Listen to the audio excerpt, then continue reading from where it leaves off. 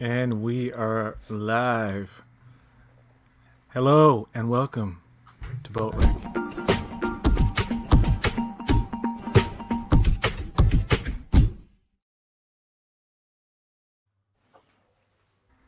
Today we are going to be talking about the season finale of Season 3 of Star Trek Discovery, That Hope Is You, Part 2. I'm so excited. No, we're not. And we're gonna Starfleet Boy and I are gonna fight about the visual effects for TNG. No, go ahead. Sorry.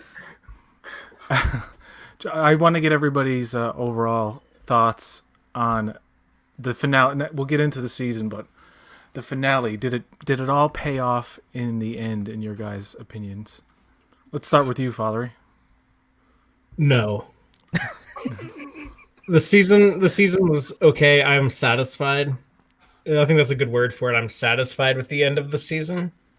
But it wasn't an episode that I really liked. There was some stuff in it that I liked, but there was some stuff in it that I hated. Made me want to pull my hair out. Okay. I would like to see you pull your hair out on live YouTube. So I'm guessing you, Starfleet Boy, absolutely despised it as usual. I was very satisfied. I was very pleased. Wow. I was very satisfied and very pleased. Discovery has not been my favorite Star Trek show. Cheers, Discovery. Pause for a sip. Like even though I rate things very highly, there's still a variance in that high rating. Like I don't give just like 10s all the time. If you go back and watch like earlier Starfleet Boys, like I think there's 4. Discovery's gone as low as 4s and stuff like that. But this season's been like just really great.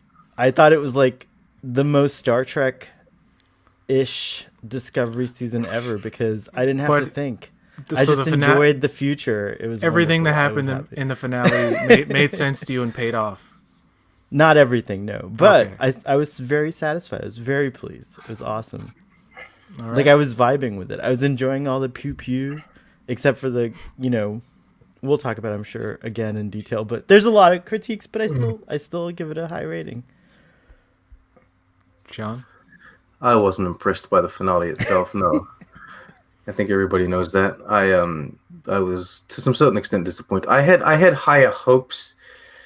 Like season 1's finale, I didn't expect anything and I got nothing, so that was fine.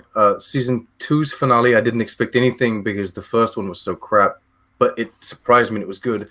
And this one, I was kind of like expecting something. It was like, oh, now they know how to wrap things up, and there is setup that can lead into good wrap-ups, but they kind of went alternative route. But yeah, it was some of it worked, some of it didn't.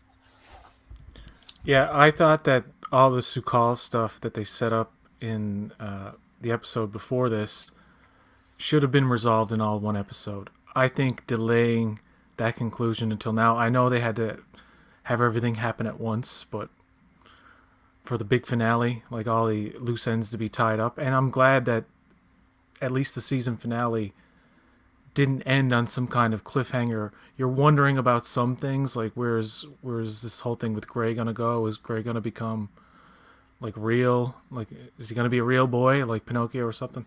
But that kind of stuff is a mystery. But okay, we got Burnham as the captain now, which I don't mind really. I mean, personally, if there's anybody I would feel safe serving under, it's the hero Burnham, because you're almost guaranteed to get out of it alive.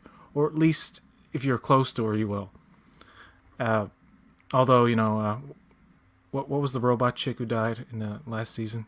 Arium. Yeah, she didn't make it out alive. But yeah, Burnham, I like what they did. If they recast you, you're not safe. I like what they did with Burnham, like, and then once you get to the last couple of episodes, she goes into like actiony diehard mode, and she's all with the one-liners. And there's a one-liner that bothered me in this that I didn't really talk about is when the guy says it's a no-win scenario. She's like, I don't believe in those. It's like, what's next? Are they gonna fucking be around a campfire and start singing "Row, row, row your boat"? I don't believe in those. I don't believe in those, but you know, it's I a don't believe in it's a that. meta reference. I don't like. I'm not fond I of these can't do meta it. references. Well, Just why like does everyone in the galaxy know that yeah, catchphrase now? just like last season. What was it? What was the phrase they used a lot? Needs of the many, and you know these. I love all that stuff. Oh, they say that like I get they it that they overuse do it. They use overdo it, I think. They overdo it a little bit, but yeah, I love I all do that think stuff. that needs of the many though is justified in the sense that it seems like a pretty common like idiom or like a very famous thing that maybe Vulcans and other It cultures is have been saying now. for a long time. Yeah. Because of Discovery. Before Discovery, it wasn't. Before Discovery, it was something that Spock said, and then like the movies used it a few more TNG said times it? after that. They don't say it in TNG; they say it in Voyager. But when Tuvok says it in Voyager, it's actually an Endgame in the finale, I believe. But he actually quotes Ambassador Spock. He's like telling Captain Janeway, "Well, as Ambassador Spock said, the goods of the Well, many." he loves Spock. He's even got this early discussion in like early seasons where he talks about Spock to Janeway. Right, but it was always like, okay, it was a thing that like Spock said. But then Okay. in Discovery, they first brought it up on Pavo in season 1, when like Burnham and Tyler are chilling there when Saru went crazy because of the singing planet. Oh, Blue Planet. But then they say it a lot in like seasons 2 and 3. Like I'm rewatching season 3 now, and they've already brought it up a couple of times. They brought it up when Saru is talking to the Vulcan president in Unification 3, and then Saru brings it up again in Terra Firma Part 1 when they're debating like, well, can they take Giorgio off to this planet or not? And like the goods of the many outweigh the goods of the few, and that's when like the admiral is like, oh yeah, you need to take care of like one of your crew members and all that. They say it then too. So it's like Discovery is the show that made it like a common saying. Okay. Yeah, it's like almost like a default. Like, what do we say now? What's inspiring that we can say?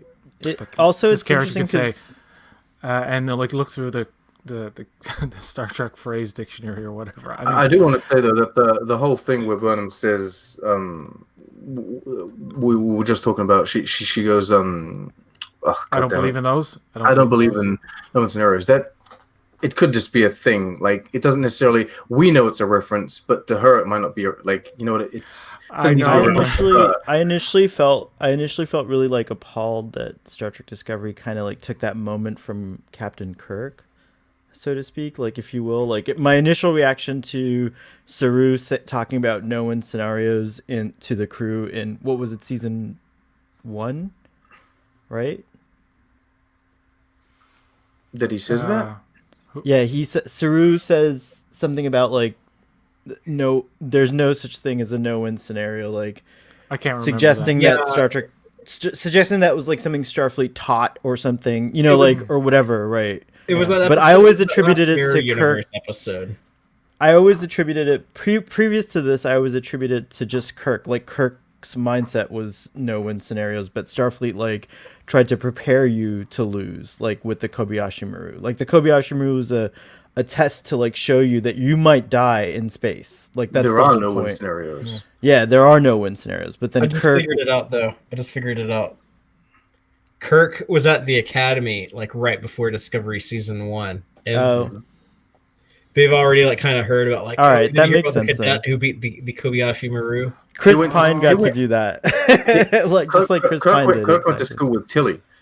Yeah, they would have been about the same age. All right, well, it's perfect. Together well, with that? That was my initial problem with it, but now I'm okay with Starfleet teaching it, so whatever. But that works way better than what I was thinking, so I like that. I'm gonna go with that. Father, you just saved Star Trek Discovery. I was gonna stop watching. I was gonna I'm glad I could intervene. So in this episode, Gray shows up in the futuristic holodeck, and you know it is 900 and what is it, 30 or 20 years in the future. So I can understand a holographic system. Actually, the ship itself is probably well over 125 years, so it's like an 800 and something year old ship, or in the future. I mean, so I can kind of buy after rewatching it. Like the first time, I was like, it's kind of stupid. But watching it again, I'm like, you know what? A far, far advanced holographic system could be that intuitive, and they clearly set up throughout the season that there's something unique with Gray. It's not just an imaginary friend, as some might have thought at the beginning. It's like, oh, she's, he's not necessarily real. It's just Adira using their imagination. You know what I mean? Like, to cope as a coping mechanism.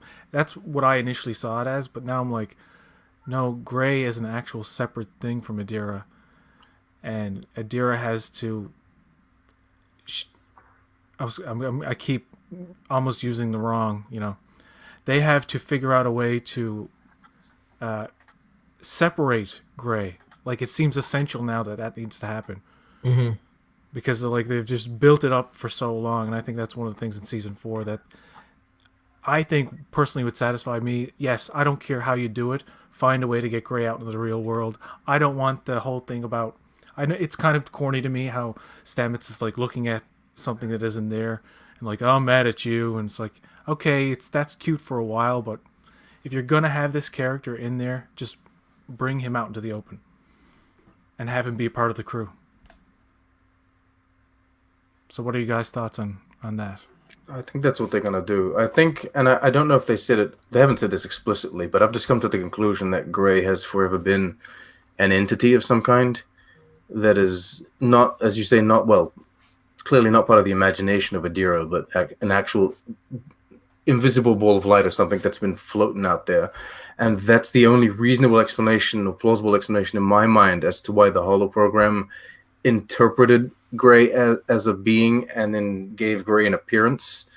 And if we use that logic, I say moving forward into season 4, we can try and find a physical body for Gray. I wonder if they're going to go with the same physical, like if they're going to go for a different species or like different makeup, or if they're just going to take the actor as is. Assuming but I do think that is the way they're going to explain. They might use the wishing stone from Wonder Woman to do it.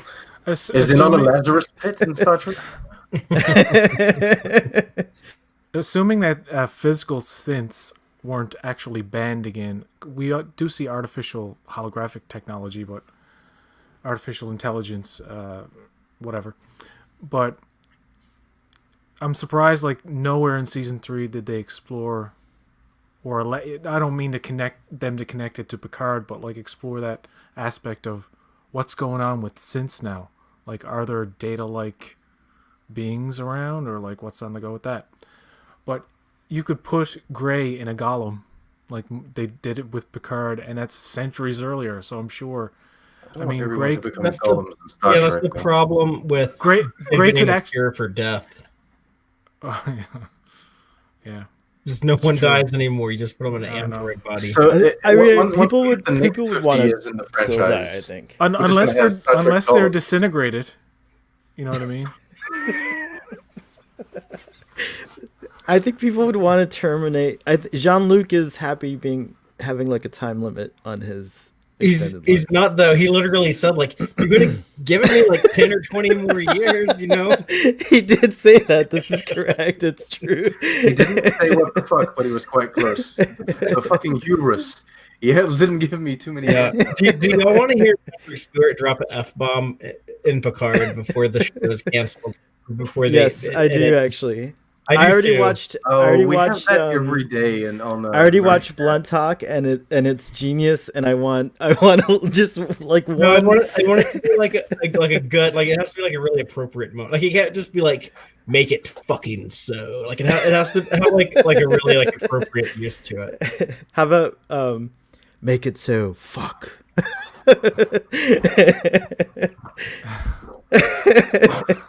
I think there's a solution to Gray. I think there's an obvious one with we know that the holographic mobile emitter technology would exist in this time, right? Because that was from the 29th century. So, you think it would still be around in the 32nd. So the question is, how easy is it for a computer to read the Gray personality out of Adira and the symbiote's mind and transfer that into a holodeck. Is that, or a holo program?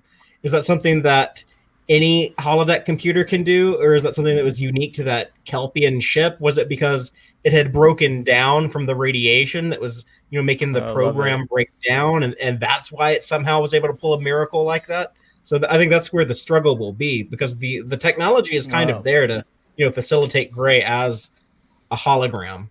Exactly. That's probably even a better thing than an actual physical android because, like you said, this advanced technology, holographic technology, knew how to read Adira intuitively enough to create Gray.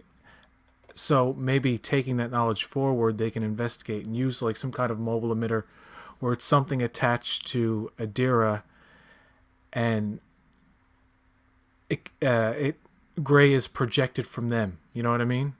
And if the technology isn't there, the connection is lost. So as long as Adira is wearing the emitter and it's connected to the other emitter, I know it sounds really convoluted and complicated, but you could have Gray be a That's fine. a hologram that is can mobile hologram that emitter. can move things. Like an actual corporeal hologram. Right. I want to Well, make I mean, holographic can I make technology a doesn't can I make a that much preachy sense in comment? Star Trek anyway, so. Say that again, Sean. Sorry.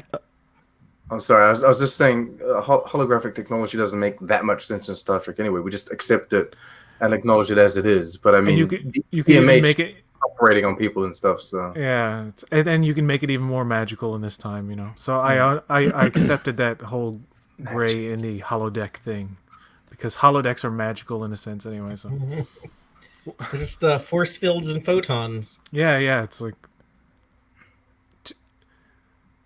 I was getting ready to throw my Starfleet intelligence badge at I'm being dramatic at the TV if Gray was a ghost. So I was very pleased because I was like really worried that it was going to be like a ghost or something like that. all right. So there's a little issue I have with how they need to destroy Discovery, right? But they're only like firing at half power, and you have all these other Starfleet ships that can't disable Discovery, and then the Navarre show up and they do jack crap. Like they're in the background, you can barely see them. You know what I mean? And it's like, and we're not given. They mentioned that both Osira and the Federation aren't giving it their all to disable the ship. So like, what I'm confused about. What are they doing? Like, because even the David Cronenberg's character says like, please don't do this. I mean, they're important, and it's like it's a very confusing scene for me upon rewatch. I just don't get it. Can anybody explain it to me? Yeah, I mean, we don't know. Maybe like the shield technology at some point really surpasses the weapon technology, and like, ships just have to be shot at for a long time to like take them down. We've never actually seen anyone like shoot down a ship in this season. The only way they were able to destroy the Viridian was with the warp core on the inside of it. But Yeah. the Navarre ships that didn't do jack shit, it was kind of annoying that they were so heavy handed in like foreshadowing that in the last episode.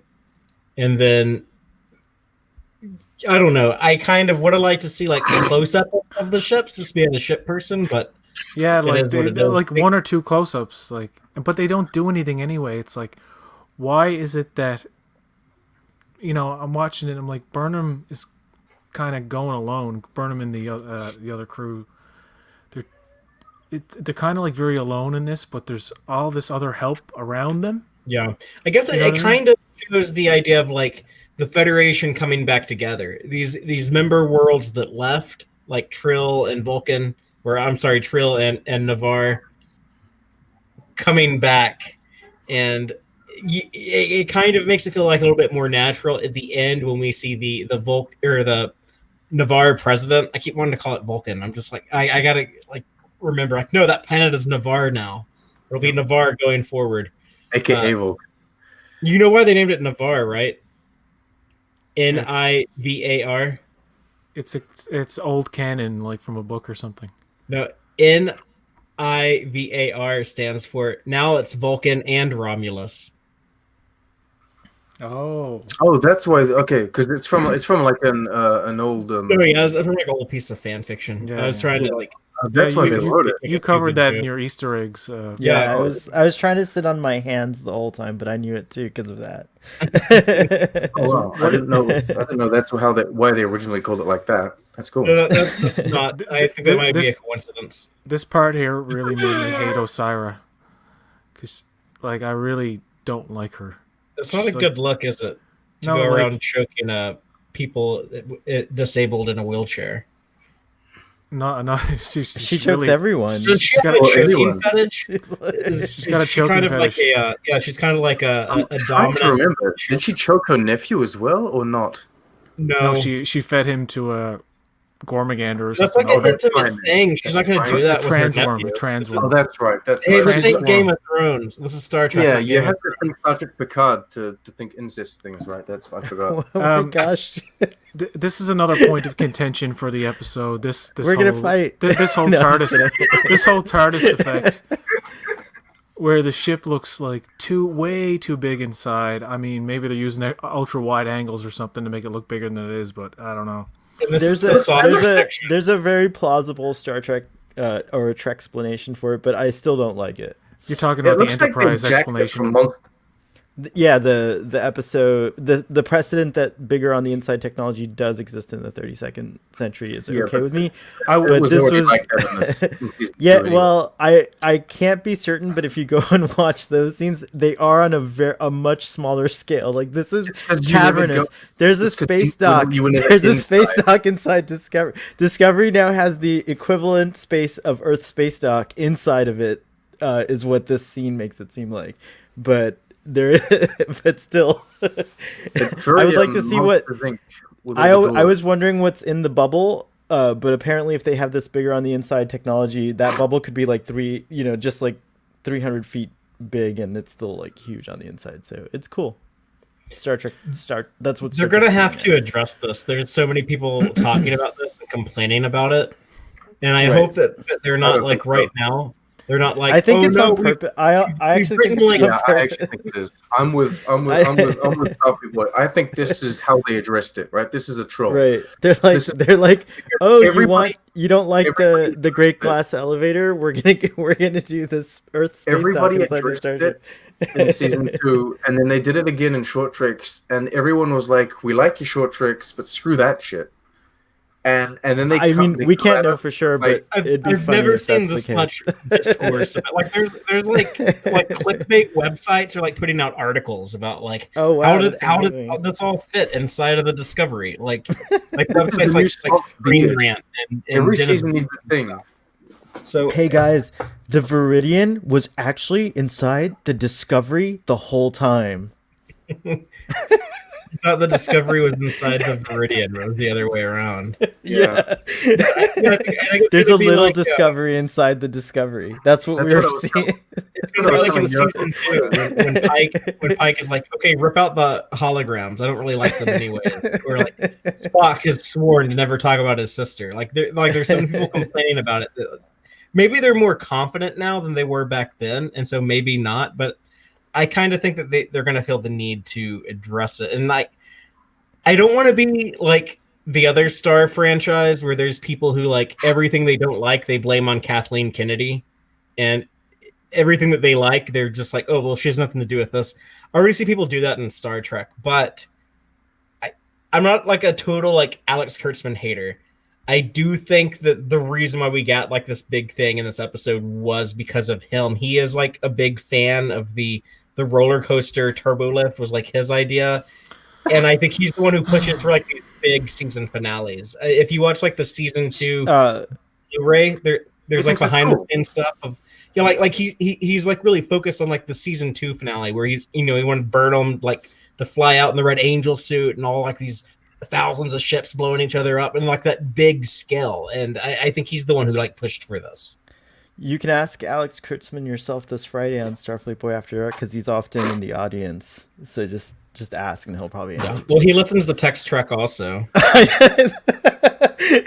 Fine. I wanted to. We'll I ask wanted to on mention Text Track.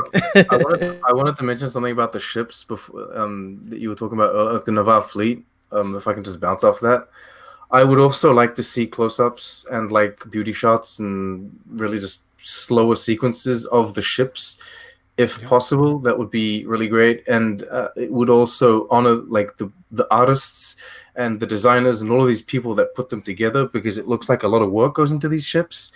And I know that like they designed one Navarre ship or two. I think they designed two, and then they like copy pasted a few of them. But I would really like to see them closer, see them good. When it comes to the weaponry and the shields and all of that, and this sounds mean towards Discovery, but in Discovery, none of it has ever made sense, and I don't give a shit anymore. Because like from season 1, every time they get shot, there's like fire and smoke and big holes in the hull, and then there's things breaking inside the ship, but they're like, shields are at 80%. Like, you don't have shields if your ship is getting holes blown into it. So that's stupid. So none of that makes sense, and I've kind of given up on that. And like when it comes to Discovery, I But I feel like TNG. But I would like to see the ships closer.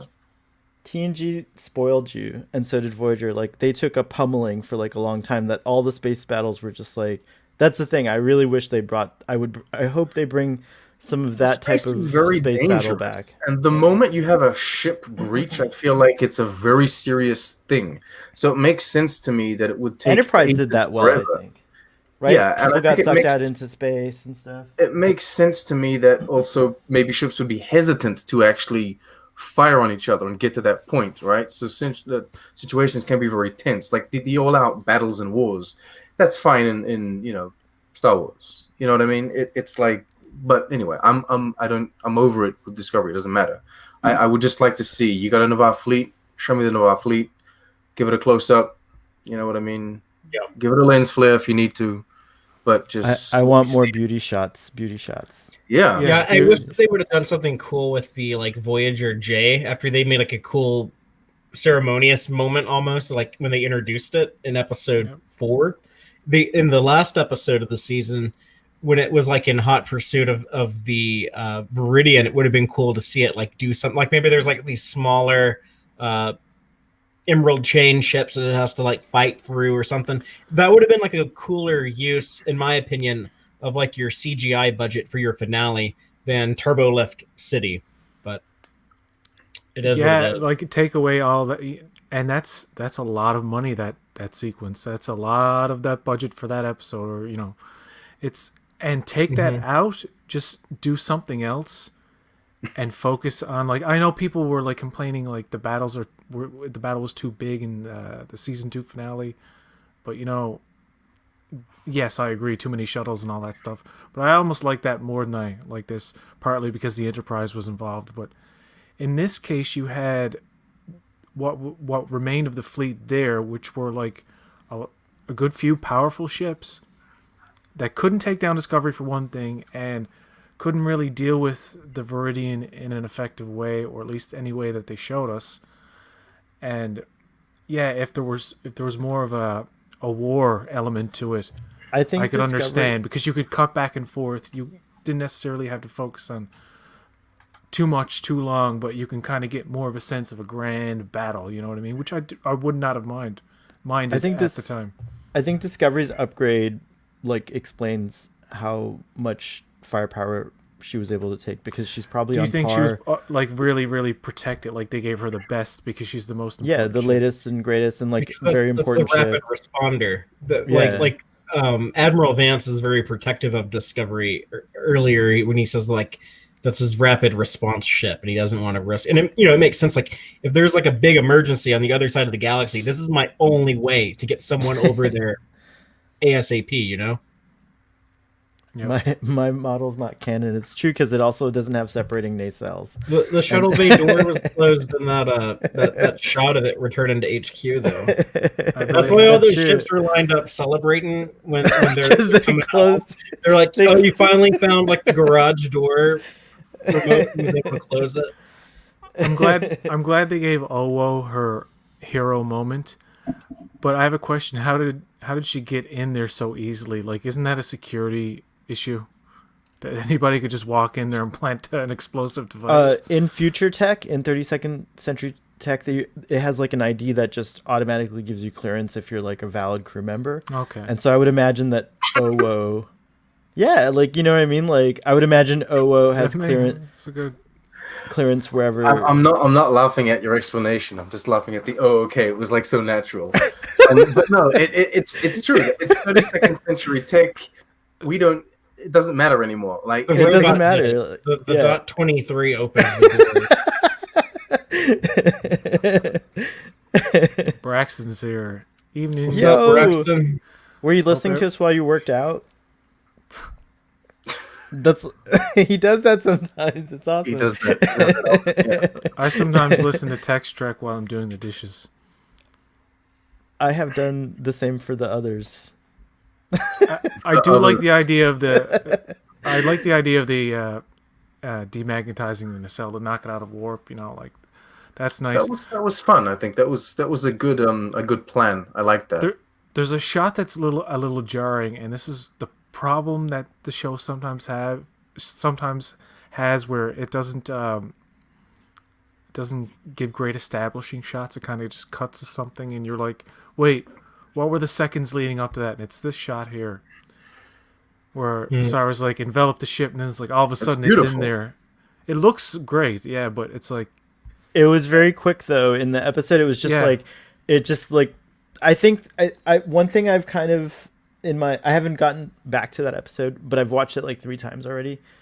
And I definitely think those were like editing decisions for time, which I wish Discovery would not do, because they don't in my mind, Discovery doesn't have a time limit. Like if they wanted to make this an hour-and-a-half program, it would have been cool to see like the Viridian swoop in and suck Discovery into its like cavernous bay or something, like a shot like that. So yeah. But then I also want to just give a free pass because of COVID, because I do think that like a lot of logistics were affected. The because CGI looked better this year than ever before. No, like I'm not. But just like from the explanation I got from my industry friends, my trusted sources, was that like the expense to change the logistics from like working in office to work from home itself was an impedance on budget, so they made cuts wherever they could to like pay for all that. Okay, that makes sense. It is true that I think, but even before COVID, I think Discovery, you know, Kurtzman describes Discovery as a bullet. All right. He says that it's a show that's very fast paced, and that's how it moves. And they did some slow episodes this season, but yeah, there is a thing when you have everything move so fast, is you kind of, and maybe this is because I love space so much, but you kind of lose sight of how simply awe-inspiring and big and menacing space can be, and how impressive these huge ships that they build are, right? And so whatever that ship's called, but the Emerald Chain mothership, that thing is massive. And if they had some like really good, strong establishing shots from further away, some close-ups, and just really shown us like that the ship engulf the Discovery, it could have been more menacing, and it could have worked better. Yeah, I think that shot bothered a few people. Like it didn't stand out to me, but I think it was Captain Jack on Trek. Trek Central. Trek Central. Yeah, thank you. He was the first person to point it out, and I was like, "Huh, did that really like bother people?" And then like to hear like PJ mention it here, so I think that like multiple people are saying it felt weird and kind of. It just felt like weird edit. That's all. Yeah. I mean, it's nothing. I dismissed it. It's as nothing an I edit hated, choice. but it's just a weird like edit. Like Starfleet Boy said, it just happens so. Well, there's been quite a few spotty edits this season. There's one moment where Admiral Vance, I forget which episode it is, when he's he's finally explaining the what happened with the Navarre and why they left. He's explaining that to Saru and Burnham. And you can very clear, and maybe this is because I edit videos, so I'm used to how my voice moves around. But he's speaking, and you can hear his voice, and then it cuts to a graphic, and you can very clearly hear that this is like re-recorded or a secondary recording, and it's very shoddy. And I think we have to give a pass this season, but season 4 better be. Season 4 better be like insane immaculate. With like it has to be like perfect, guys. Like now where they're shooting in COVID. Shot No, I know, I'm pre-COVID, teasing. it's just, I'm just teasing. Production. Yeah, bringing it back to this one, there's a moment where and it was really odd. There's a moment where so Saru, Saru, Adira, all of them, they just saw Sukal's mother die, and so Saru's talking to Sukal, and he talks and talks, and then there's a literal jump cut to his next sentence. And it's not very well hidden, and it really does seem like one of the choppy edits that one of us YouTubers would do. Now Really? you're getting really into the deep Yeah, stuff 'cause, like, that I I was don't even gonna say, notice. like- I'm like, I was gonna say I've watched it 3 times and that scene's super smooth. So we have seen that like CBS do put out different versions.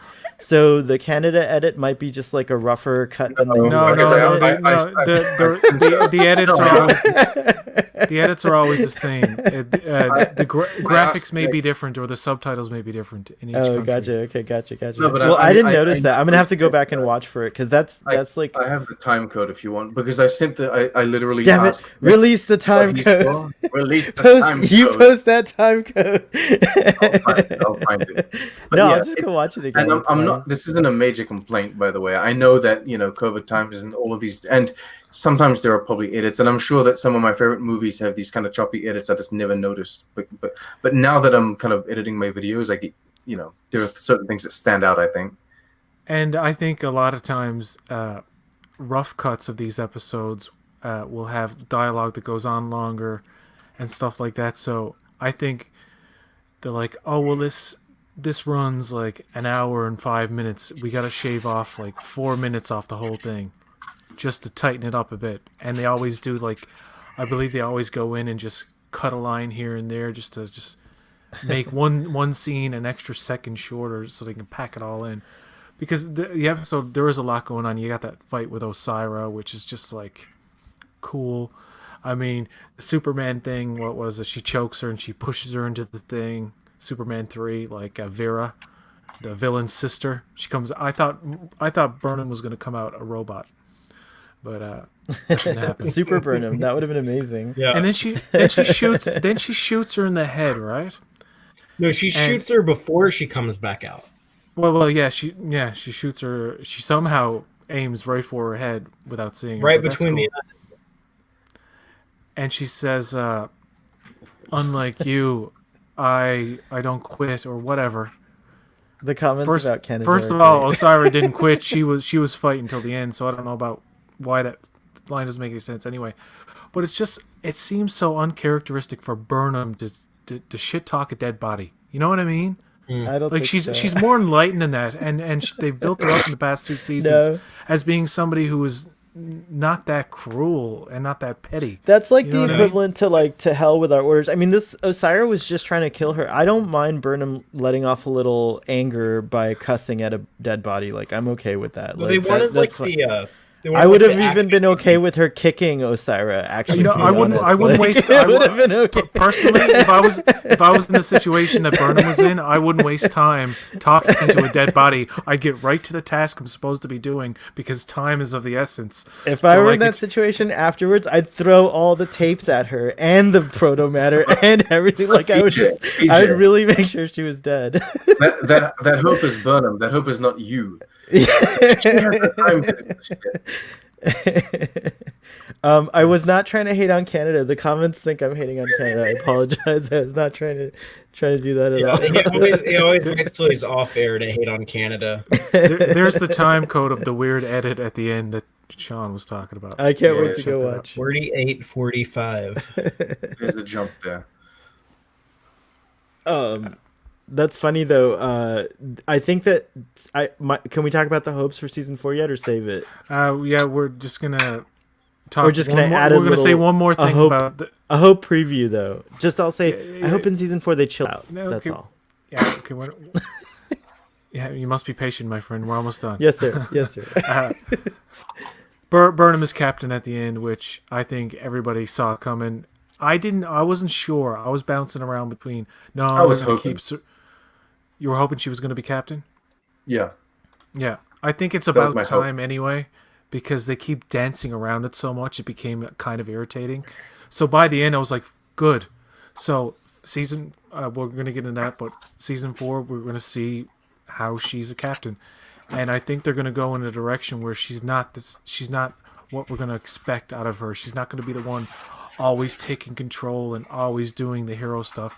She's actually going to delegate more things to her crew because they have that bond and that trust, and she has to learn to be that kind of captain because the captain can't be going out on away missions all the time. I wonder who her first officer is. I'm really excited. So about all of Captain that stuff you're making me excited with your description. That's actually pretty cool. Like, I do think that one more thing I want to say about just how it ended. That was the best part of the whole episode, is how it ended. Like Navarro's back, and who else? They're in talks about coming back. Yeah, but we know we know where that's headed. But maybe we'll get some Navarre Federation there's drama next season. No, I don't want that. I don't want any drama between anybody they're trying to be diplomatic with. I think that would be counterintuitive. However, I think you can find the drama in Discovery, going places and finding out, oh shit, these guys aren't doing so well. Let's solve their planetary or even domestic issue, chunk of the show, and not have it be about the galaxy. You know what I mean? Have it about Federation spreading once again. I think people are demanding. And its good vibes. I think people are demanding, in a sense, like a return to an episodic format, and the best of that is going to be like, instead of doing all episodic, it'll be like maybe 4 chunk stories. So you'll have like these like mini stories. So it's like episodic, chunks, I guess. Like Enterprise season 4, it was mainly just two-parters and 3-parters for the entire season. But not even named. Like the same thing. These last 3 episodes weren't named as 3-parters, but it's obvious there's like a lineage of events. Like they literally actually a lot of episodes take place right after each other. Like I know you haven't seen Enterprise season 4, but that's what they do that year when Manny Koto took over as the writer. It was actually the best season of that show. So yes. So you can have time jumps even, which is kind of cool. Like they did a year time jump this season. Next season you could do a year time jump too, like 2 years, 3 years. Like it can be an interesting or months. A year might be a bit much, but like 6 months I think would be good. Yeah. I'd like to like refit the bridge and the uniforms, like tweak it a little bit, like get us like a little bit sleeker looking uniforms that kind of match the bridge a bit better. And I just, before we get right into like our final thing with season 4 predictions, overall, was season 3 the best season, or the worst, or the middle one? The redheaded middle step within Star Trek Discovery, within the realm of the 3 seasons so far. Yeah. It was the best for me. I think it was the best. It still had those Discovery problems, though. I'll nitpick it to death, but I'm still entertained to a certain level. And even looking at like my arbitrary scores, which I don't really take seriously, you're allowed to change your mind later on down the line. I totally believe in that. But overall, the episodes were nothing, and I don't mean to sound like an asshole, but nothing pissed me off as much as it did in season 2 or 1. Not that everything did piss me off in season 1 or season 2. It's just that those, the Klingons and those little things throughout, like the Andorian voices, and I hate the way they reimagine the Telosians, and just little nitpicks that just irritate the fuck out of me. But I can also be objective as I possibly can and take it for what it is in the universe that Kurtzman has created, and say, how entertained by this am I? And usually I'm pretty good. Although I think season 2 was great with Pike and Spock, like that whole dynamic, and with number 1, and that was missing in season 3. But I like the addition of Book. I think he's a great character, and it's great to see Michael Burnham with somebody who you actually respect. You know what I mean? Like, and he's not some shady half Klingon guy, or like secret Klingon that's gonna like kill her in the end or something. Yeah, and they gotta stop choking. They gotta stop choking people in these shows. Look at season 1. There's a lot of choking in there, I believe. And it's like choke, choke, choke, and eyeballs being gouged and punctured. I give season 3 credit for not having any noticeable eye violence, which is great. I'm glad they. I'm trying to think of that. They didn't do it. They had an exploding head. Yeah. I don't know if that counts. Which, by the way, was a total rip off of like The Boys. No, the Running Man. I think Yeah, the I Running think Man. I think I would love it if a whole season of Star Trek went by with no like severe Death. damage, severe violence whatsoever. But I think I also enjoy it somehow. Like not everything. Like I definitely have my things that I enjoy less, but I think I like the realism because it does affect one more. It makes one more. I don't know. It definitely struck me in many ways. Like when we were debating if Burnham was a murderer, I actually took it seriously and like thought about it, and I think that's important. And I still Oh, think she she's not a is. murderer. All the captains have killed multiple people. Yeah, Yeah, yeah. most people in She Star wasn't Trek a are captain. murderers. Oh my Yeah. god. No, Jean-Luc's not a murderer. He's Even though killed so many people. that was Locutus. That was He Locutus. blew up Ruafu in Star Trek Insurrection. He Never beams mind. back to the Enterprise and they shoot the particle collector thing and blow him up. Like You're right. he you're turned right. a living man into a dead person. Yeah, it's funny how they wouldn't be. They just like there was a like beam up the survivors on the ship or whatever. It's like an automatic command where the computer should just beam up everybody that's there to save their lives as an emergency measure. And then somebody had to say, or Riker was like, "No, fuck that Raffle guy, don't beam him up." And it's like, it's like where where the '90s action trope takes over the logic of the story. Ruaffle was awful. Now that you To say be that- fair, the He was original so idea. Ruaffle. now that you say that, it's interesting. You could think that maybe in the 32nd century, you know how they have a black box that contains all the information. Couldn't they have a secondary box which like is like a pattern buffer, and essentially when the ship explodes, It is. It's it beams all of the 100%. people into the pattern buffer box, and so you can rematerialize them. You pull a after the- relic.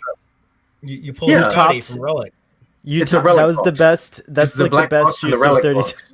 32nd century tech I've ever heard of. That's amazing. That's the kind of imagination the writers' room needs. Is or from- has available to them. They can just go anywhere with it if they want And to. so which you is could great. save everyone on the ship, essentially. Now like, they by- understand. Now they understand. They learned the hard lesson after doing Enterprise and Discovery season 1 and 2 that like truly to be free as writers, you just have to go forward. Like that's ultimately Yes. the only thing. Like There was that's a why comment in season 1 that hurt me so much in the behind the scenes where like I forget who it was who said this, but someone, and I don't know who it was, one of the 4 producers that was involved in season 1, one of the 4 showrunners, but and someone by said they, I don't mean the writers. Sorry, go on. that someone said that they could not take Discovery past established canon because like there were no boundaries for the writers, and that was too intimidating. And I'm like, the fuck are you on about? That's what they need. They need like. Well, it's the also I freedom. think that's terribly exciting. Like I would love to be a writer on a show that was defining what Star Trek Yeah. is rather than having to deal with what Star Trek was. Right? Ugh, Damn. Anyway. Damn. damn. So now what we want. everything, but the only thing that bothers me about it, because there's always the something. Now everything before Discovery is a prequel, technically, including Picard, which Including for just Discovery. one season, Picard was the most current show on Star Trek. Like in Yeah, terms of, and then Lower Decks was, or no, I guess Lower Decks was a No, prequel no, to Picard. yeah. it's a prequel. But- No. How cool is it that Voyager went off the air in spring of 2001? So that was 20 years ago. And in that 20 years, we've all wanted more post-Voyager Star Trek. And the only thing we got was Star Trek Nemesis, way back in 2000, was it 2002? So the years and years and years of wanting to see something other than prequel. You know, Enterprise was all prequels. The Kelvin movies went back to the TOS era. Discovery. And then for the last 12 months, starting with that Children of Mars short trek, we just had like an entire year of post Voyager Star Trek, which I think is really cool. Now you know why I I'm was gonna, like a- I'm gonna ask a why- question. now you know though. why I was like Not a pig hate. in shit with Picard. Pardon I'm the gonna- expression. I'm gonna ask a question, and it's not hate though, Fathery. I really want to know. You have always wanted post Voyager Star Trek. Toddy looks and mischievous. You got like a he's whole about year to of do it. something. But did any of this, like, was any of these 3 shows what you were expecting in any way, or were they necessarily what you were looking for when you were describing post Voyager? I mean, they're all post Voyage. Like I never had like an idea of like I wanted like a specific type of show post Voyage. Okay. I think what you're getting at is a. I'm gonna try not to be like condescending, but a certain part of the fan base that's between like 20 and 40 years old that really grew up with Next Generation. I just made it. I'm 42. I'm not in. Well, I'm in that group too. But I think a lot of those people just like they really like idolize the Next Generation, and they kind of want like the next generation of Next Generation, and they wanted to see like the next captain of the next Enterprise, and do like that exact same rehash that same formula. Like TNG came in, they're like, okay, what if we move 80 years further into the future and have like a new crew on a new Enterprise and tell the same type of stories we did on the original series, except with like these new people and this new ship? And that's not what I wanted in like the post Voyager show. I would have been fine if they did that, but I kind of prefer what they've done now with the diversity of shows. And none of these shows I would be entirely satisfied if that was the only show. Like I love Lower Decks. I don't want that to be like the only Star Trek. I love Picard. I don't want that to be the only Star Trek. But the fact that we're getting this variety and having all of them together, well, none of them are going to be my favorite Star Trek show. I'm very happy with the situation that we're currently in. Also, Toddy, like even though Picard wasn't what I was expecting, I loved it. Like I thought, sometimes it's wonderful when it's like beyond your expectations. And for me, that's what Picard was. But you guys, absolutely know how I feel about I just honestly I never would have I was expecting it, like if Star Trek was coming back post Voyager, I would have always expected, as you're saying, the next generation for the next generation. I was expecting just like a rehash of the form, and I'm not saying that's necessarily what I wanted, and I'm not saying that would have been good, but I never would have put my money on Discovery going to the future. I never would have put my money on like what Picard turned out to be, or Lower Decks ever being a thing to exist. If Mike McMahon had come to me with that idea years ago, I would have said, "What are you doing?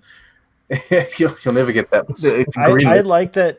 I like that Star Trek seems to be building up to a show that will once again one day. That's like the hope now, right? The hope is that one day we'll get an Enterprise-based show, and I'm excited.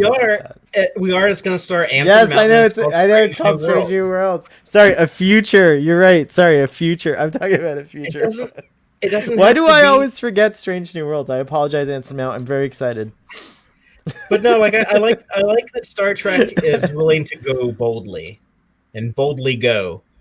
That's what I want the franchise to always do, is boldly go. I think one of the big problems in the latter seasons of the Rick Berman era, when we got into Voyager and Enterprise, is I think they were doing too many episodes that felt like, oh, well, it feels like you could have done this on the Next Generation.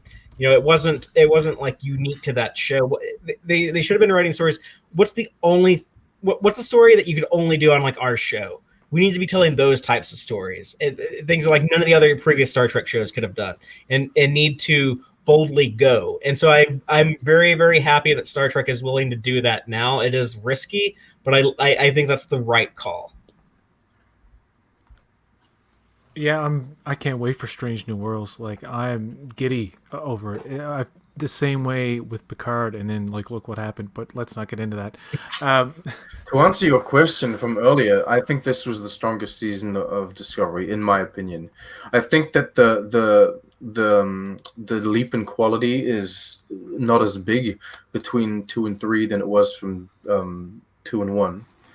I think like season 2 was a vast improvement over season 1, and I think season 3 is only a smaller improvement over season 2. But I think it is. I just think that like a lot of the cinematography, a lot of the visuals, a lot of the aesthetics were better, and like everything that's kind of pre-established works better now. And I think that the storytelling was kind of kicked up a notch as well. I just thought there's still issues with it, and I don't think it will ever. And I don't mean to be mean. But even if the show gets a 7-season run, there's already 3 seasons of it that I'm not fully convinced by. So I don't know if it'll ever get to be my favorite Star Trek show. I used to only I have a confession. I have a confession to make, and you can verify this. I used to only like season 7 of Star Trek: The Next Generation. No, Love. Sorry, I liked all the other ones. Season 7's like the worst season. I know it's my favorite though.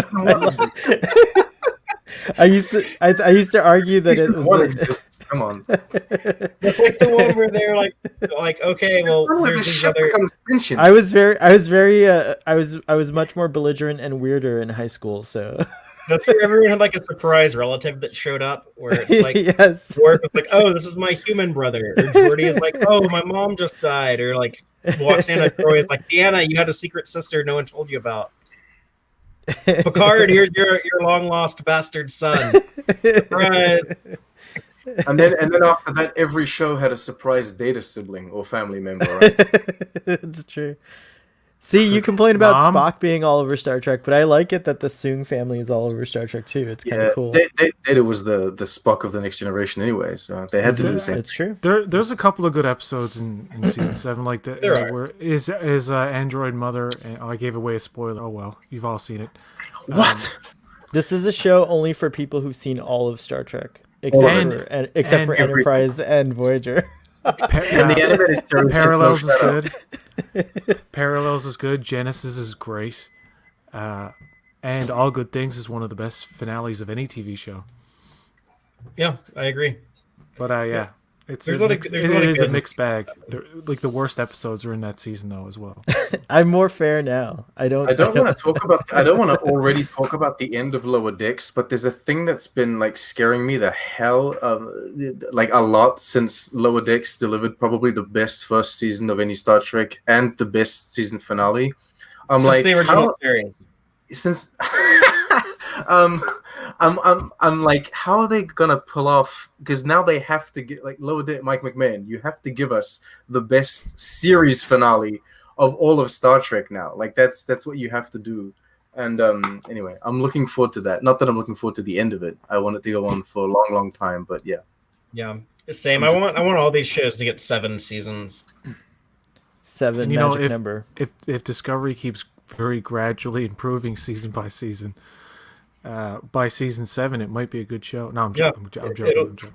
It'll be as if good that's as the Deep case, Space give them Nine. 14. Right? I'm predicting that as Discovery goes on, it will truly rival The Expanse if The Expanse continues, which it Now, won't. So I can elaborate on that I because have to say that The Expanse might be picked up for a second time. There's already another studio that's looking into producing The Expanse after it's cancelled. Like it's been cancelled. It's finishing up. CBS, take it, get The Expanse. Just let it, if they want to end it, let it end, though, don't you think? Like, They don't want to end I don't it. know They want anything it. about The Expanse, so we can't talk about this. This just actually became not an a- Expanse discussion. It's not actually not But another. I predict if Discovery goes on in its seasons as it approaches 7, it will rival The Expanse. I predict well, that. it's like I said on Text Trek recently, is that I don't really care if I like every Star Trek show, but my least favorite Star Trek is the first 3 seasons of Enterprise and the first 3 seasons of Voyager. But then I think both those shows got a lot better in season 4, and I think DS9 and Next Generation also get better in season 4. So I guess if it's just like a franchise tradition now, I might like Discovery even more in season 4 going forward. They might do like some really great stuff. How does Lower Decks get better in season 4? The Lower Decks could still improve and grow. I think there's a few things that they could adjust. Are- You know, the Is original Sean series saying like Lower Decks can't get better than perfect? Is that what you're saying? that's already perfect I now. wouldn't go that far. It can go Tina Turner perfect next. You're simply the best. But you know, the Better original than series. all the rest. Larry better Nemechek talked about than this recently. Is that the original series had such a strong first season, but even coming off of that, they were still able to adjust things and evolve things and have an even stronger second season. You know, there were things like they kind of solidified more of the world building and defined a little bit more of like the Federation and Starfleet. You know, you got to see like Spock's homeworld and meet like all the different Federation ambassadors in Journey to Babel and like, you know, stuff like that's really essential world building or universe building. And they also, you know, had more character focused stuff. They made Dr. McCoy a bigger character in this season 2. So yeah, as good as the original series started off out of the gates, they were still able to tweak it and improve it. I think Lower Decks will do the same thing. You know, Mike McMahon's already said things that sound like improvements to me, and I love season 1. It's my favorite of the modern Trek shows. But I can totally see season 2 being better. I can see season 4 of Discovery probably being the best just because of the natural progression of the quality of it. Like, I'll give season 3 this.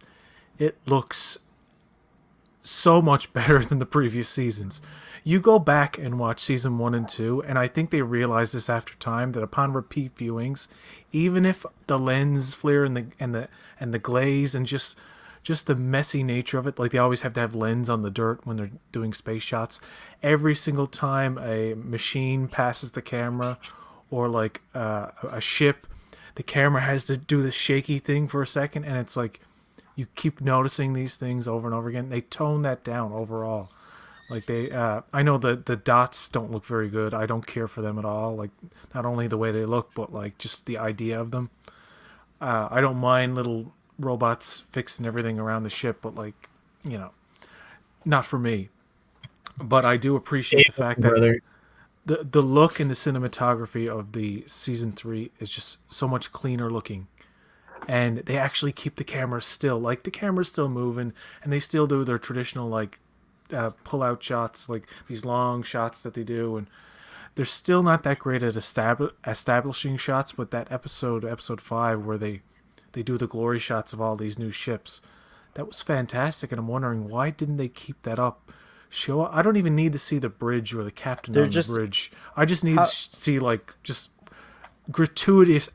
purely gratuitous shots. And I know it would take up time and cost money, but how did Discovery's TV premiere go? Does anyone know? You would get official numbers on that, right? And it didn't do well, and then nobody expected it to do well because it's a show that's been out for 2 years. And anybody who wanted to see it already saw it, and like, yeah. I tried to watch it, but I watched the premiere, but the commercials, I just couldn't do the commercials. I can't go back to the commercials ever in my life. It's torture.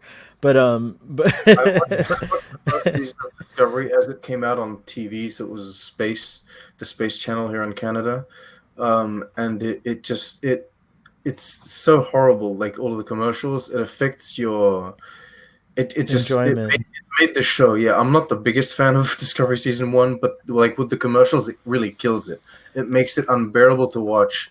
And once you have like a streaming service set up or something, and you have a way to sit down and watch an episode from beginning to end, it's so much better. I have a question for everybody. What species do you want to see Discovery interact with next season? But real ones. What do you think there's any chance that they're gonna do Klingons? Because I think they're gonna avoid Klingons for as long as they possibly can. I believe them to do Klingons. We're gonna get Klingons eventually. I mean, like, Lower Decks has already, like, gone back to Klingons. Yeah, I know, but that's in the animation realm where they don't have to deal with those. I think just because of the popularity of Klingons, you can't really. What I have to say is that, there's like sub-communities out there, right? There is a Klingon community in the Star Trek fandom, if you will. There always has been. It's like a huge community of people who actually identify as Klingons. And overall, I see that there you go. Overall, the Klingon community seems very pleased with having Klingons come back, I think, because they love Klingons. Like, they're like, yeah, bring them. I don't know how, like, I still can't get a temperature for, like, how people feel about the redesigned Klingons, because I think that debate is still going on. I feel like I can tell you haven't exactly seen, how like, people feel about that. No, I know we have our opinions. They're very strong. But I hope we see both types in Star Trek Discovery. And Star Trek Discovery and Picard both have an opportunity to explain it, which I think would be fine. But it just shouldn't be the focus. I do want to see the synths come back. I predict, or I have a suspicion that they're now integrated with, like, whatever Eli is, like they're just artificial light beings. Or they could just be another planet, they could be like one of these worlds they're trying to bring back into the Federation, and we see, like, oh, they have like an entire society, and there's like a big statue of Data and stuff. It'd be cool if, like, the future people in the 32nd century don't even, like, can recognize when it's a synth, versus like a hollow or whatever. I don't know. It'd be neat, and that no one likes to refer to them as artificial, perhaps, or something. It'd be interesting to see those takes, because I intend to become an artificial human. Like, I intend to totally do what Jean-Luc did it. So Trek on the Tube's like, he's not lying. I would like Klingons. I would like to see any of like the classic races from established stuff. I'd like to see like Yeah. Ferengi in the 32nd century. The I'd like Gorn, they've been teasing the Gorn. We need, the but we need a Gorn are return. hard to do because it's like a special effect. But I would like to see the Just the suit. Do it with the suit again, with just like better animatronics. Like I think it should be a suited person. And I I would like think to see Jim Henson. Tholians. And I think I'd Jim just like Henson's to say Creature that, Shop should design the new Gorn. Just throwing that I'd out just there. like to say that Starfleet Boy does intend on transferring his mind and his self into like a cybernetic body of some I do kind. intend that. And considering he's older than me, and if his body malfunctions at some point, I will be tasked with keeping his brain in a jar, in case until Like that. in Futurama. I'll have my Starfleet Boy. Well, I'll join in the conversations. I can have you speak now. I want to see. I would like to see. I don't have any specific species that I like to see, but I would like to see diversity in the species. And I joke about seeing real Tellarites, but not really. I'd like to see the Tellarites that Discovery gave us, but also Tellarites that are closer to the original series and to Enterprise. Same thing with the Andorians. If they want to give us some Andorians that are no longer Emerald Chain, that's fine. I'd love to see that. I love me some Andorians, but I want to see some from like the Enterprise era, some that are closer to. I really want Andorians, like series. a deep dive on Andorians. Exploration shit things, but I want to see Andorians on from Discovery as well. Like I want to see that diversity in the species. That's what I want. I had to interrupt you because I really want Andorians too. I want the season 4 to. I want season 4 to start off. It's been like a year. Another year has gone by. They've been doing all their dilithium deliveries, so you can get that out of the way. You can also get out of the way a few of the old species joining back. And wouldn't it be great to show the beginning of the season as like a reunification with the Klingons, right? But you show Discovery Klingons, you show Star Trek 6 style Klingons, and you show like a range. One of the things, big missed opportunities in Unification 3 is that they didn't show like even like a couple of Remans in the background. You didn't even have to go into like detail, but just acknowledge them, right? They did. Yeah. Well, they didn't go to the planet, and I think that was like a budget thing. So I would like to actually see the planet in season 4. Remans are extinct. We don't know that. And I have a theory about what the central overarching plot may be amongst like the episodic style that they may be getting into.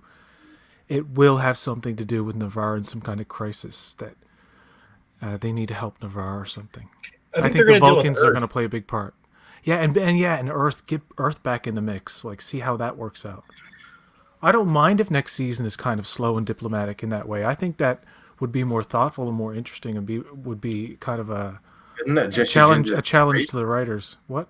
Isn't that Jesse Jensen's dream to have like a diplomatically or kind of a politically oriented Star Trek show? Yeah, I think so. Yeah, I don't watch every single video everybody makes, but yeah, I do have a quite soothing voice. Thank you.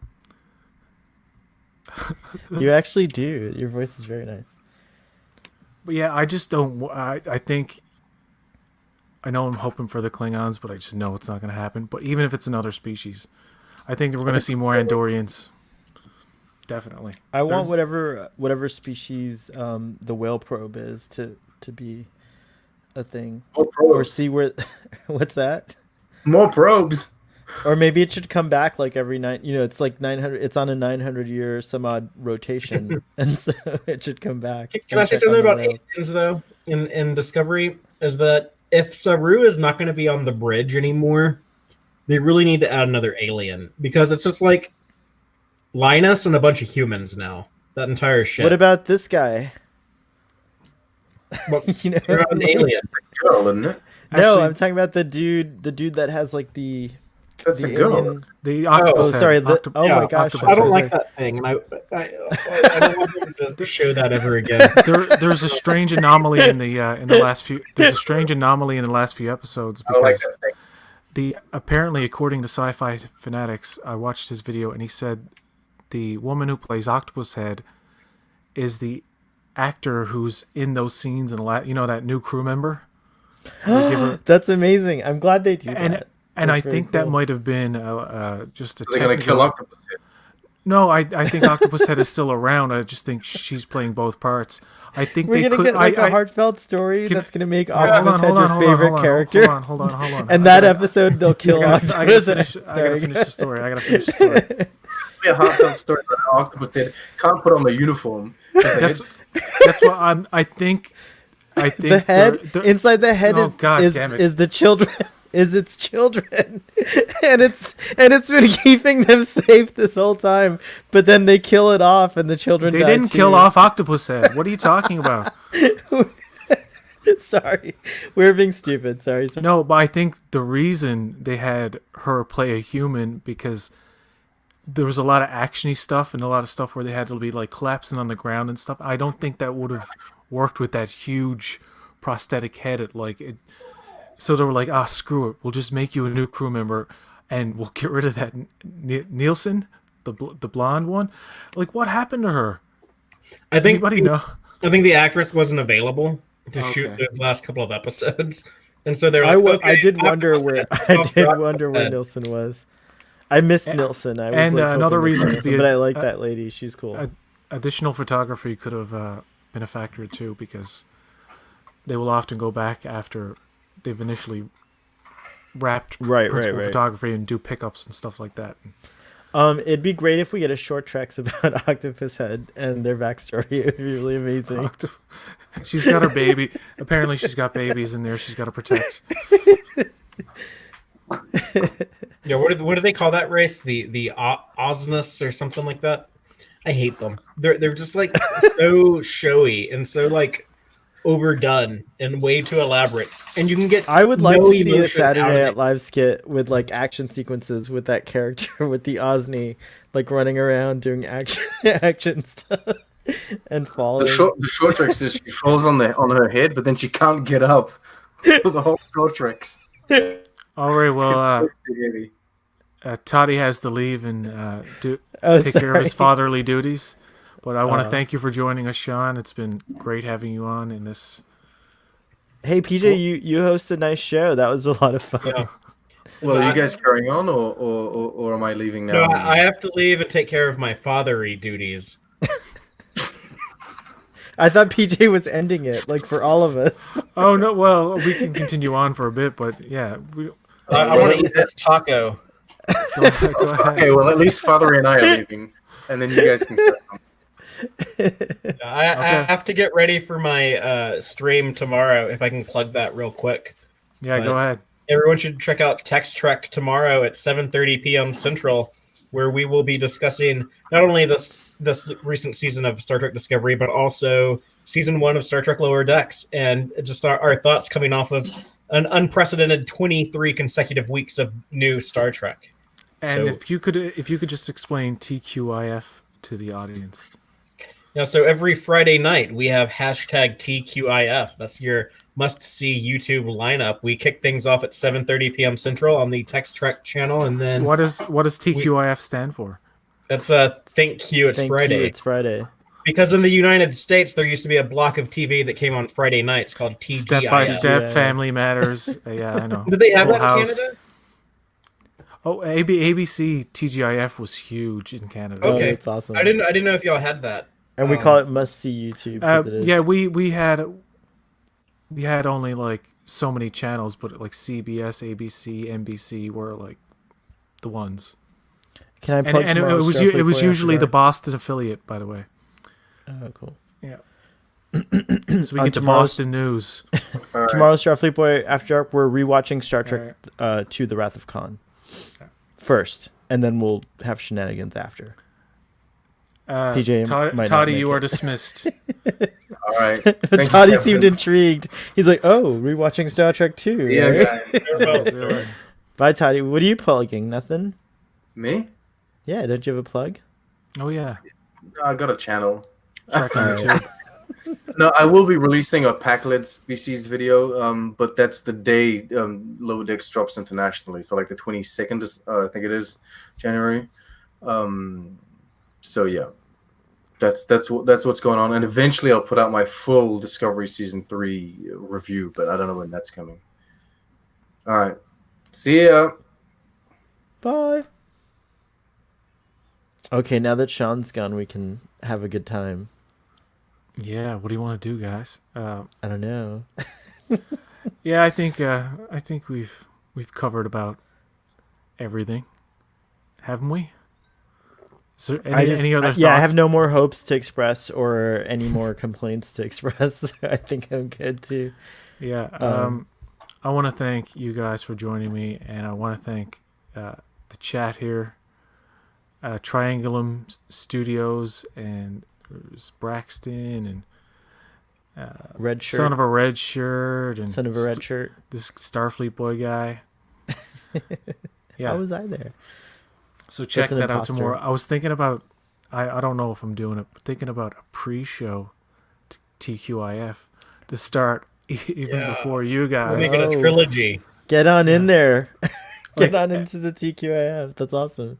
And just somebody's gonna steal this idea now, but no, just do like a little pre-show where it's like just about news and facts about like what new article on trekmovie.com, what's just like arbitrary stuff, just so it's easy to pull up those articles on the screen and just read them. Yeah, just whatever is new in the week. Yeah, and if there's any news about like Strange New Worlds or anything like that, talk about that. But there's probably not going to be a lot of news, so it's going to be difficult.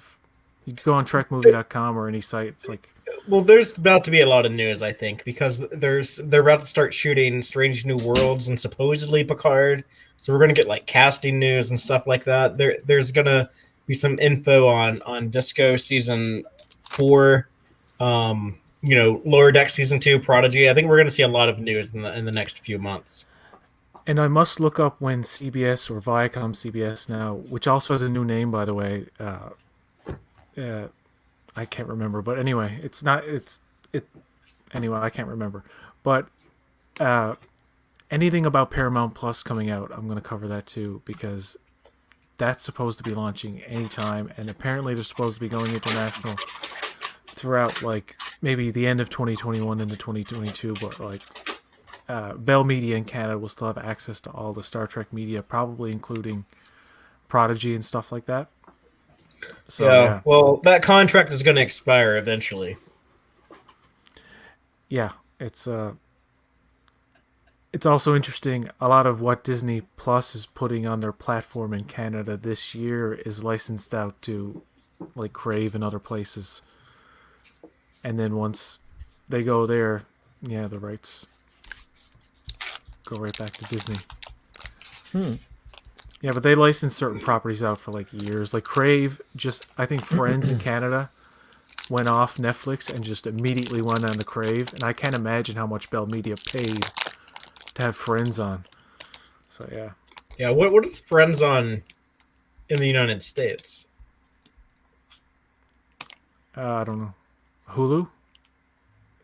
Maybe. I don't know. Starfleet Boy's on mute, by the way. Yeah. I was gonna say it might be on Peacock. I think Peacock got The Office is like their big one. Oh, gotcha. Surely they didn't get like The Office and Friends both, did they? Wasn't too it much. an NBC show? Wouldn't it be? I don't watch any of those though. I don't watch any of the. I don't watch Seinfeld. I don't watch The Office. I don't watch Parks and Rec. I watched all of Seinfeld when it was airing. I watched Friends when it was airing. So I've seen them all, but Yeah, I've seen a lot of them, but I'm currently working through The Big Bang Theory, which is awesome. I can't believe I didn't watch that show when it was airing. and that's on CBS All Access. Mm-hmm. Or no, it's on HBO Max. Oh yeah, it is. You're right. It moved. Or Young Sheldon is what's on CBS Young All Sheldon Access, is on CBS which is All a Access. prequel. Speaking of prequels, all right, and the prequel to this show, so the prequel to TQIF will be tomorrow. Are you going to do it tomorrow? If I can find anything interesting. Wow! Watch how some like big news happens. Something will happen. Something Star Trek related. Or maybe just like a little arbitrary review of some like rando episode. I'm gonna try to get on your Space Seed review this Saturday. Yes. It's gonna be a good one. That's something like Yeah. That's why one we're of the- watching Star Trek 2 on that's the Starfleet prequel Boy to and Wrath of Trek. Khan. Like, Yeah, I that's know. crazy. So nighttime, Star Trek 2, the Wrath of Khan watch along. Actually, PJ, it's not a prequel if it came out before That's the right. material that it predates. This is true. But everything's a prequel to Discovery, so PJ's right. Anyways, Actually, technically, at the time, the episode wasn't a prequel, but because Wrath of Khan is a sequel to that episode, it retroactively makes just like Picard is now a prequel because of Discovery's bullshit. I mean, no, not bullshit. I'm sorry, just advancing the timeline. And one more thing about where Discovery is going. I don't need them to tell us where everybody is and what everybody is doing and what happened to everybody we ever knew about. They don't need to go too deep. I like for them to keep some things ambiguous so that like shows that predate it can go in whatever direction, so we don't like some stupid throwaway line like, oh, the Cardassians were wiped out in the year blah blah blah. Oh, really? Now we know what happened to them? Like, just I don't think we're gonna get any of that on the legacy. Focused on certain species. You know what I mean? Yeah. I think they'll just either not address the legacy species, but maybe they will. Maybe it might be emotionally taxing to someone to hear about the Cardassians. Not the Bajorans though. The Bajorans would be like, yeah, and O'Brien would be like, fuck yeah. No. That's funny. Maybe O'Brien kills all the Cardassians, and that's why he becomes the greatest. What year? Person in Starfleet history. Yeah, what year is that supposed to be? According to did anyone plot? It said the far future. Oh, so it could be way after Discovery. It could be like a billion years in the future. That's awesome. One more thing before we leave. Hopes for Picard season 2. We didn't really talk anything about that. I think they should do Worf. They should bring Worf, Geordi, Crusher, Riker, and Troy back. O'Brien. I don't know. Whoever else. Yes, all of them. Actually, I'd love to see Keiko O'Brien also. We got to see Keiko also. And also Wesley. Did you mention Wesley? I didn't hear you mention Wesley. And you know what? People have this thing against him. I wouldn't mind. I hate it where they went with him. I liked him as a little genius. I thought he was gonna. Growing up watching it, I was like, this is gonna be. He's gonna be a captain by the time he's 22. That was my mentality, right? And then they did all this stuff with him, and then it's like, yeah, fucked him up. The first dude, what is it? The first duty, right? Yeah. But it was great. It was actually great to have a character that was so amazing and perfect fall, because it kind of, for me anyways, it helps you deal with like in reality. Great. I love that he fell, that he had that, but his recovery from that is like, oh, I don't want to be in Starfleet. I want to float away with this dude. And it's like, dude, you could have been something. You could have been a contender. And anyway, Nemesis apparently in a deleted scene, doesn't he come back? And, yeah, he's at the wedding at the beginning. Yeah. Guinan, I hope by they the way, bring him back in Picard. Guinan is coming back. Yes, she really is. And then Robert Picardo was like, people were reporting that he was coming back, and then he was like, "Oh, actually, I'm not." So, which means he is. Is Zimmerman still alive by the end of Voyager, or did he die? He had a disease, but then the doctor traveled to the Alpha Quadrant and I think healed him, so he would possibly still be alive. You just spoiled season whatever of Voyager for me. Well, just drink enough of whatever you're drinking that you forget that I said that. This is Stella Artois. I think Braxton was asking earlier. I meant to answer him. Stella Artois. Come here, puppy. Do you have an ASMR audience? I want to float away with some dude. All right, this show's ending. No, I'm just kidding. We jumped the. Oh.